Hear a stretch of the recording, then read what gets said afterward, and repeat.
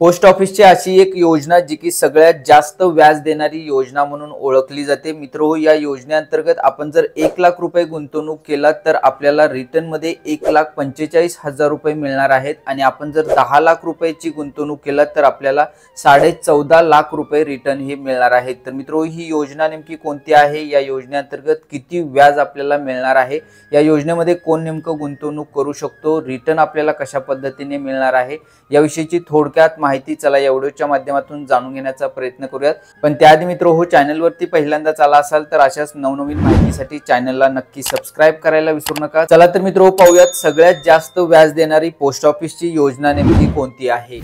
नमस्कार मित्रो, हो मी आपला मित्र नटराज आणि आपण पाहण्यास सुरुवात केलेली आहे योजनांची माहिती यूट्यूब चॅनल। मित्रो, हो गुंतवणूक करायची म्हटलं की सर्वात आधी आपल्या डोक्यात विचार येतो तो म्हणजे सुरक्षिततेचा।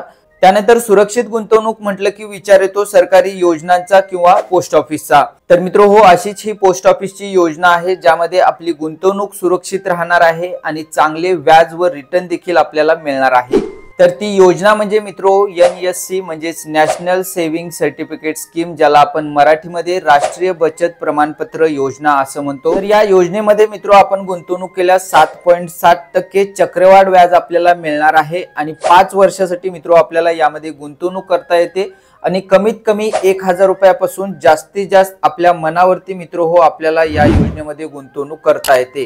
जास्तीत जास्त रक्कम किती गुंतवणूक करता येईल या संदर्भात मित्रो हो लिमिट नाहीये, त्यामुळे कमीत कमी 1,000 रुपयापासून जास्तीत जास्त कितीही रक्कम आपल्या मनावरती आपण या योजनेमध्ये गुंतवू शकता।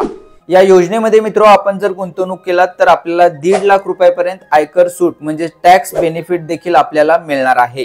आता मित्रो, या योजनेत नेमकं कोण गुंतवणूक करू शकतं, म्हणजे या योजनेचं खातं नेमकं कोण काढू शकतं। तर मित्रो हो, या योजनेमध्ये गुंतवणूक करण्यासाठी आपल्याला वयाची अट ही देण्यात आलेली नाहीये। भारतीय नागरिक हा या योजनेचा लाभ घेऊ शकतो, या योजनेचं खातं काढू शकतो। फक्त एवढंच की 18 वर्षापेक्षा कमी वय असलेल्या व्यक्तींच्या नावावरती आपण जर या योजनेचं खातं काढला तर त्याचा अधिकार मात्र त्या खातेदाराच्या पालकांकडे असतो। मित्रो, या योजनेचे खाते 5 वर्षापूर्वी आपल्याला बंद करता येतं, पण त्यासाठी आपल्याला काही अटी देण्यात आलेल्या आहेत। मित्रो, या योजनेमध्ये आपल्याला जर खातं काढायचं असेल तर त्यासाठी आपल्याकडे आधार कार्ड आणि पॅन कार्ड असणं आवश्यक आहे, तरच मित्रो आपल्याला या योजनेचं खातं काढता येतं। आता मित्रो, आपण हे पाहूया की आपण कमीत कमी किंवा जास्तीत जास्त रक्कम जर गुंतवली तर आपल्याला किती रिटर्न हे मिळणार आहे। तर मी आपल्याला साइडला कॅल्क्युलेटर करून दाखवलेला आहे, पहा आपण या ठिकाणी पाहू शकता। आपण जर कमीत कमी 1,000 रुपये गुंतवणूक केली तर आपल्याला 7.7% व्याज मिळणार आहे आणि 5 वर्षासाठी आपली ही गुंतवणूक असणार आहे। तर मित्रो, आपल्याला जे रिटर्न मिळणार आहे ते 1449 रुपये असणार आहे, म्हणजे व्याज जे आपल्याला मिळणार आहे ते 449 रुपये असणार आहे। त्यानंतर मित्रो, जर आपण समजा 1 लाख रुपये यामध्ये गुंतवणूक केला तर 1 लाख रुपयावरती देखील आपल्याला 7.7% व्याज मिळणार आहे। 5 वर्षासाठी ही आपली गुंतवणूक असणार आहे आणि 5 वर्षानंतर आपल्याला जे रिटर्न मिळणार आहे ते 1,44,903 रुपये आपण या ठिकाणी पाहू शकता।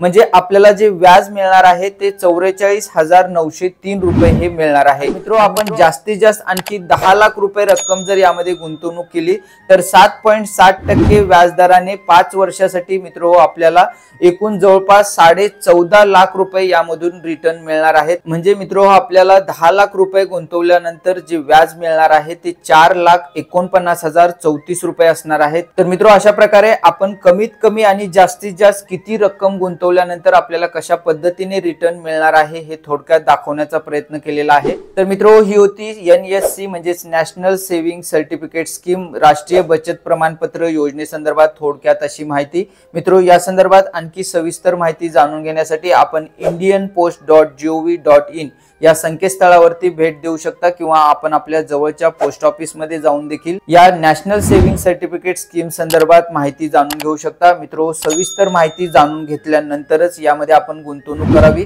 मित्रो, ही माहिती आपणास उपयुक्त वाटल्यास नक्की लाईक करा आणि नॅशनल सेव्हिंग सर्टिफिकेट स्कीम संदर्भातील ही माहिती आपल्या इतर मित्रांना जास्तीत जास्त व्हॉट्सअप वरती पाठवायला विसरू नका। चला भेटूयात पुढील एका नवीन अशा उपयुक्त माहितीसह। धन्यवाद।